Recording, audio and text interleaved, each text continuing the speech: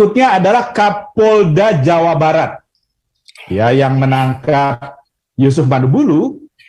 Itu kan sebenarnya yang menangkap Wawan. Koordinasi dia di Lampung sebelumnya itu, baru menjabat Jawa Barat, lalu dia sekarang menangkap Manubulu. Saya bingung, kok pesan yang bertolak belakang ini terjadi, ya. Lalu kembali kepada Menko Polhukam sendiri, sebenarnya dia kan tahu persis undang-undang penistaan agama itu telah dilanggar Somad, dan juga bukan orang NU sendiri yang namanya Islah Bahrawi. Somad itu bukan hanya melanggar undang-undang penistaan agama, dia juga melanggar undang-undang anti terorisme. Jadi harusnya ditangkap. Dan Islah Bahrawi berharap Somad segera sadar. Terus dia katakan Somad nggak sadar-sadar. Bahkan orang-orangnya Somad mempersekusi Islah Bahrawi yang sama-sama orang NU. Jadi ini apa permainannya? Terus saya dengar dari Nasdem, dia sudah kasih sen sama Mahfud MD. Mau nggak jadi wapresnya Anies Baswedan? Nah, baru di situ agak nyambung, ya. Ya, jadi memang seperti wapres Maruf Amin, ya. Kan dia waktu itu yang mempenjarakan Ahok. Setelah itu malah dia bisa menyalip jadi wapres, padahal Mahfud MD udah pakai baju putih, ya. Berikut saya informasikan Pak Yusuf Manubulu dalam keadaan sehat, dalam keadaan baik, dan saya kira tadi hasil diskusi kami dengan Direktur Kriminal Khusus Polda Jawa Barat itu sepertinya mereka akan memperlakukan dan menjaga Pak Yusuf Manubulu dengan baik-baik. Lu deh, Raja Mada. Ya, kalau Pastor Paul bilang aneh, kalau saya sudah dari kemarin bilang memang begitu. Ya, jadi maksudnya begini, beberapa hari yang lalu Gereja GKI Yasmin diresmikan setelah 15 tahun. Ya. Ya, tapi Purwakarta, ya, Pak Paul sebut kuntilanak itu malah menutup gereja, dia joget-joget. Kan bertentangan gitu. Padahal sama-sama pemerintah gitu, ya. Menko Polhukam bisa ngejewer Purwakarta, minimal dia teriak gitu. Bupati Purwakarta itu diteriakin, kamu jangan begitu dong. Karena dia juga yang melakukan kata sambutan di Bogor, ya, di GKI Yasmin, ya, dia memberikan kata sambutan. Lalu berikutnya adalah Kapolda Jawa Barat, ya, yang menangkap Yusuf Manubulu. Itu kan sebenarnya yang menangkap Wawan. Koordinasi dia di Lampung sebelumnya itu, baru menjabat Jawa Barat, lalu dia sekarang menangkap Manubulu. Saya bingung, kok pesan yang bertolak belakang ini terjadi, ya. Lalu kembali kepada Menko Polhukam sendiri, sebenarnya dia kan tahu persis undang-undang penistaan agama itu telah dilanggar Somad, dan juga bukan orang NU sendiri yang namanya Islah Bahrawi. Somad itu bukan hanya melanggar undang-undang penistaan agama, dia juga melanggar undang-undang anti terorisme. Jadi harusnya ditangkap. Dan Islah Bahrawi berharap Somad segera sadar. Terus dia katakan Somad nggak sadar-sadar. Bahkan orang-orangnya Somad mempersekusi Islah Bahrawi yang sama-sama orang NU. Jadi ini apa permainannya? Terus saya dengar dari Nasdem, dia sudah kasih sen sama Mahfud MD. Mau nggak jadi wapresnya Anies Baswedan? Nah, baru di situ agak nyambung, ya. Ya, jadi memang seperti wapres Maruf Amin, ya. Kan dia waktu itu yang mempenjarakan Ahok. Setelah itu malah dia bisa menyalip jadi wapres, padahal Mahfud MD udah pakai baju putih, ya, untuk jadi wapres. Batal tuh. Jadi mungkin dia nggak takut terulang lagi atau dia incar jabatan wapres, ya. Jadi saya sih melihat sistem atau hukum selalu ada loophole-nya. Selalu bisa disiasati, apalagi Indonesia. Dan sekarang di tahun politik. Jadi untuk menangani strategi terhadap pembelaan Manubulu, ya saya setuju yang Pak Ujang katakan tadi. Pendekatannya adalah pendekatan seperti itu, ya bisa barter begitu dengan, kalau bisa dengan Somad, bukan hanya dengan apa namanya tadi siapa saya lupa namanya, emang saya bukan apologet. Bangke. Ya udahlah itu. Memang harus begitu ya kalau saat ini ya. Karena pemerintah mungkin di bawah itu ada grupnya Jokowi dan grupnya anti Jokowi. Kalau pendeta-pendeta lain itu sudah ada yang menyalahkan Bapak Jokowi gitu. Tapi masa sih, kan terjadi, saya sendiri bingung. Sampai saya nonton tuh kata sambutannya di GKI Yasmin. Karena saya kan agak sedikit kurius ya, agak wah kok bisa sih? Oh ya ternyata benar. Sampai wali kota Bogornya pun minta maaf karena orang tuanya itu teman baiknya Menteri Dalam Negeri, Pak Tito. Ya, langsung rupanya polisi ya, gitu. Jadi dia minta maaf baru 15 tahun. Jadi sekarang sebenarnya permasalahannya itu saya menduga kuat itu adalah karena ada pemilu dan pilpres. Nah, lagi begini ya, mereka coba menghimpun suara. Sementara di Indonesia, saya ngomong tuh sama Pak Santi Amer kemarin, ya. Indonesia itu Islam itu tidak mayoritas. Contoh, ketika Israel mau datang, kan yang setuju Israel datang 70%. Hanya partai PDIP yang tidak setuju, ya artinya PDIP yang recokin maksudnya, yang membuat kita kaget. Tapi baguslah buat kita, jadi minimal saya jadi tahu, oh Ganjar itu rasis terhadap Israel. Tapi 70%, ya, 70% itu setuju Israel datang. Begitu juga survei dari Burhanuddin Mutadi. Ini jelas-jelas survei. Kalau yang tadi dari data Twitter surveinya. Kalau ini dilakukan dengan random sampling. Seperti orang yang kalau ada pemilu kan quick count gitu kan. Nah, itu lebih sistematis. Sama juga. Mayoritas itu setuju Israel datang. Nah, walaupun di situ digabung dengan pendukung bola ya. Saya sendiri setuju Israel harus datang. Kenapa ditolak sama PDIP? Padahal saya sama Megawati lah sebutlah, karena itu ideologi Soekarno yang sudah ketinggalan zaman menurut saya. Ya. Itu kita perlu sampaikan, ketinggalan zaman tuh. Walaupun itu ideologi Soekarno, ketinggalan zaman. Ya. Nah, jadi kalau kasusnya, jadi itu datanya. Data kedua, pemilu 1955, Musib hanya 40%. Itu Partai NU 19%, lalu Partai Masyumi sekitar 20%. Jadi kalau dijumlah 39%, nggak sampai 40%. Kalau dicek lagi sensus 1930, itu Belanda yang melakukan sensus, 40% itu Islam, sisanya non-Muslim. Kristen cuma 2%. Jadi yang banyak apa? Kepercayaan kepada Tuhan Yang Maha Esa, agama lokal.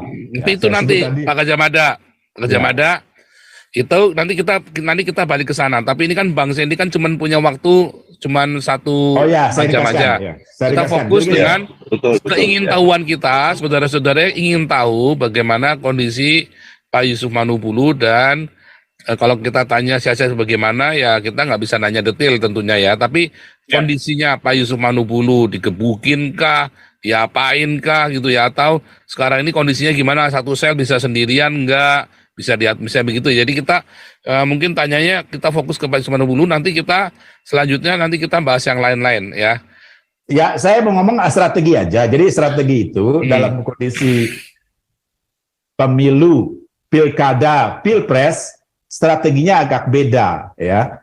Jadi ibaratnya ya kita mainkan, apakah mereka kehilangan suara ataukah mendapatkan suara. Ataukah kita pakai cara barter juga. Jadi artinya sekarang suara itu menjadi penting ya. Pencitra itu jadi penting. Saya sih agak sedikit bukan sedikit, saya lebih meyakini 50% lebih bahwa kejadian dipaksa makan tinja seperti era MKC nggak akan terjadi karena akan merusak pencitraan terhadap Kapolri sendiri. Itu aja. Itu masalah strategi. dikaitkan dengan pemilu, pilkada, pilpres. Gitu. Iya, oke, lanjut Pak Andi. Selamat siang, pagi, malam. Saya cuma singkat saja. Saya ini untuk Pak Sandi ya. Saya secara hukum Amerika saya paham sekali. Dan saya nggak mengerti ini, ini ada ada laporan. Terus kan mestinya kepolisian kan ada surat pemanggilan ke-1, kalau nggak nongol ke-2, ke-3, baru penangkapan. Ini secara dalam waktu 2 hari kok bisa ketangkap. Ini caranya gimana? Penjelasannya itu gimana?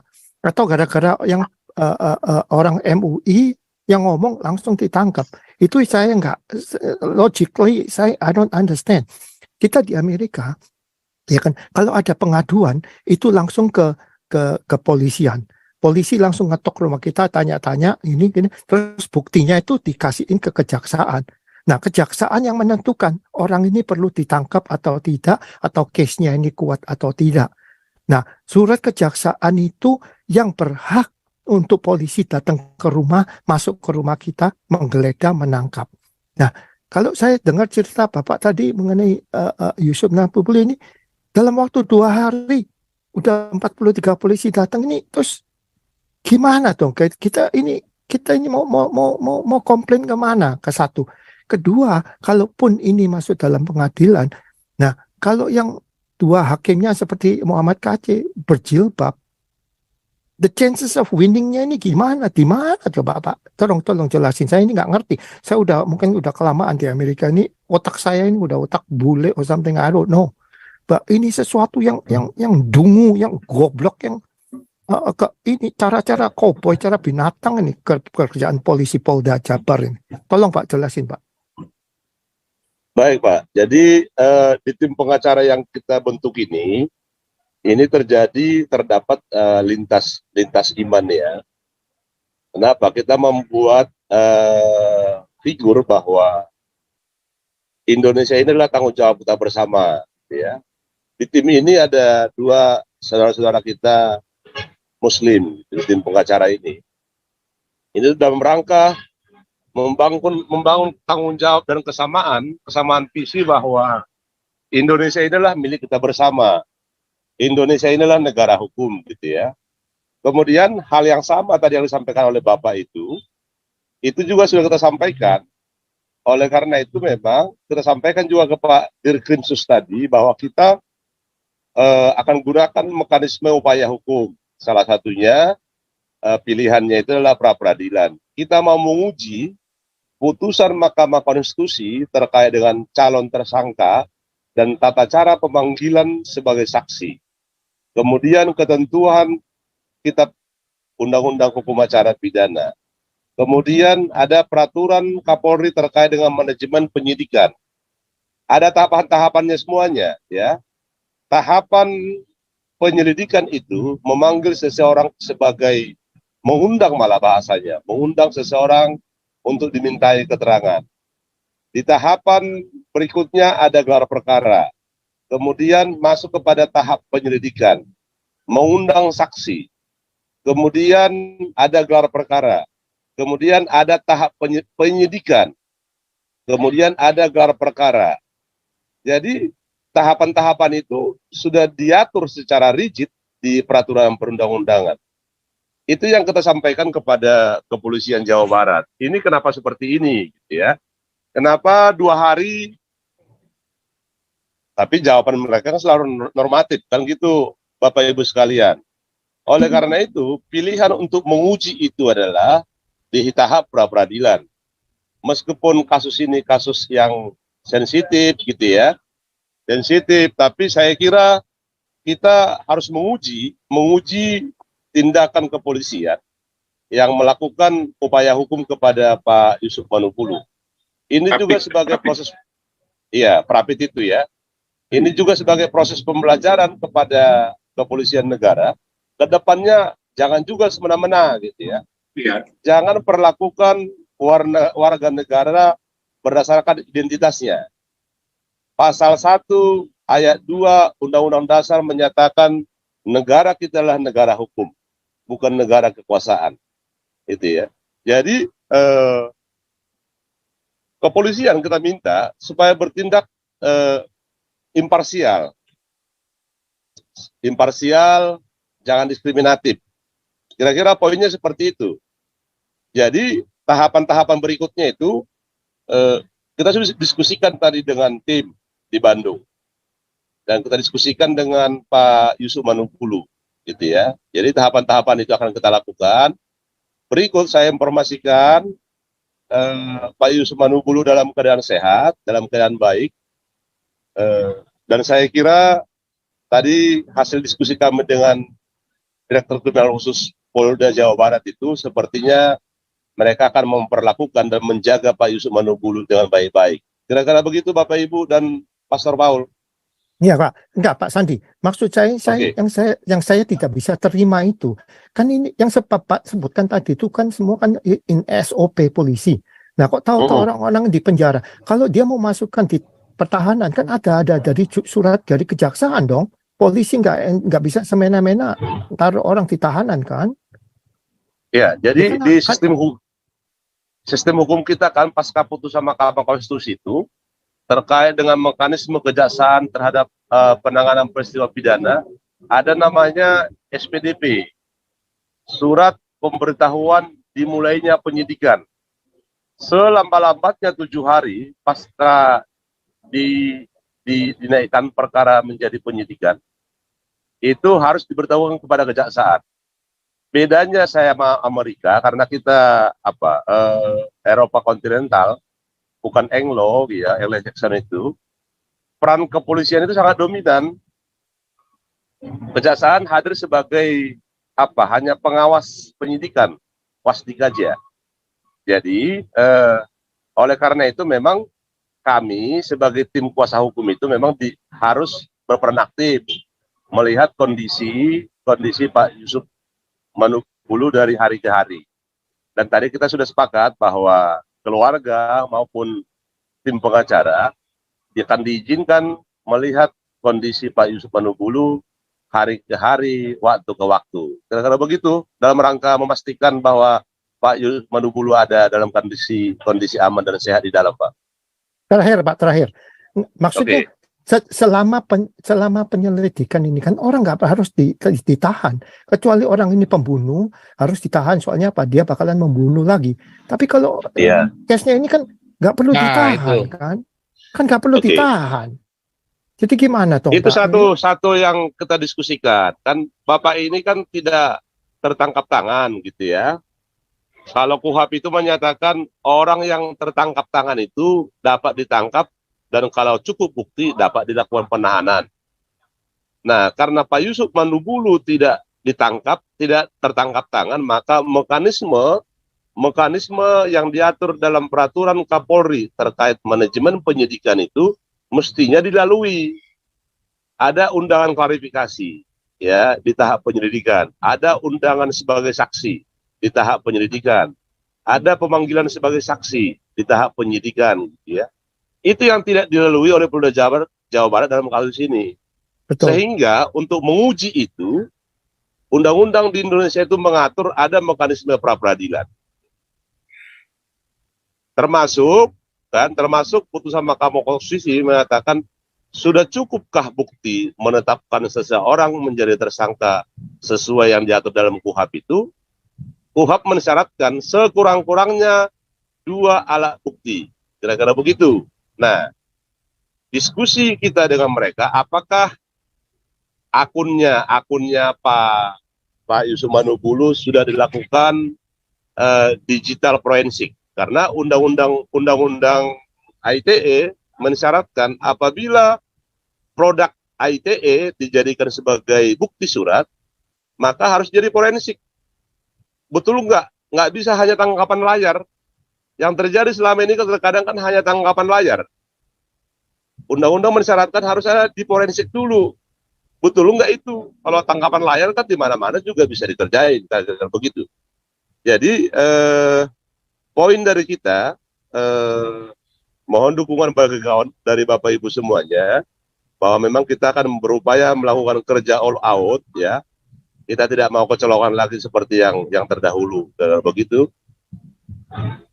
Ya, terima kasih Pak Sandi, terima kasih. Cuman otak saya yang normal, logically saya tetap nggak bisa menerima. Betul. Ya, thank you. Semuanya memang nggak masuk akal, Pak. Semuanya nggak masuk akal. Kalau dalam penistaan agama begini selalu kalah. Makanya ini kita kan nanti terakhir minta Bang Sandi untuk bisa kasih pengarahan kepada YouTubers. Sekali lagi selalu diingatkan celah-celah yang begini-begini kan namanya celah ya, yang kita nggak sengaja, bukan karena disengaja kan. Ini Pak Wang dulu, Pak Wang. Ini Samsung Bobi Wangi sebentar ya, ini biar Pak Wang dulu nih, Pak Wang udah. Ya. Kau bilang kau menang debat, lawan domba yang sesat. Kau bilang banyak yang tobat.